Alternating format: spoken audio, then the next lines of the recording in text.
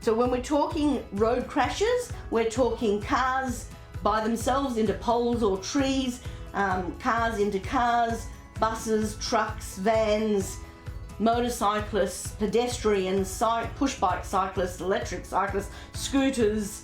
So in a road crash, we would be considering that there may be some broken bones, there may be some bleeding wounds, there might be slow bleeds, there might be spurting bleeds. Often with road crashes we think of spinal injuries, certainly spinal injuries, but there isn't a lot that we can do other than instruct them to lay still, support their head if they're seated in a car, support them up if they're on the ground, support their head where it is. D for dangers. After we've assessed the area for dangers, the next danger is to us in terms of infection from the casualty, but the casualty is the one with the open wounds. They're probably more prone to infection. Snack packs, lunch snack packs. This one's 15 centimetres by 9 centimetres, and I'll put 2 pairs of gloves into each little packet.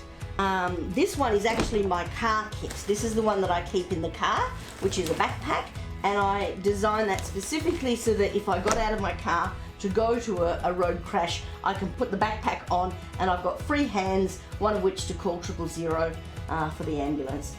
Important in a first aid kit.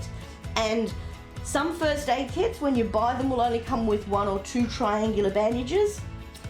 It's like multiple casualties at a road crash. You might have a broken arm over here and a broken leg over there. You're going to need more than 2 triangular bandages. If you don't know how to apply a sling, please do not attempt to do it in an emergency situation.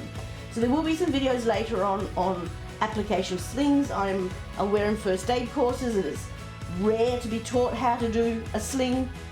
We'll be teaching you how to do that, giving you the opportunity to film yourself practicing it and uploading it to the website. That's a bit further down the track. We're only at Session 1 first aid kits, which is what they call them now.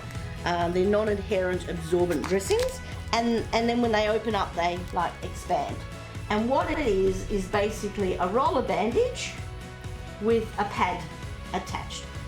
And that's your resus mask for the resus mask. So that's where you place it on your casualty's face and you'd be blowing through there, which creates a one-way valve.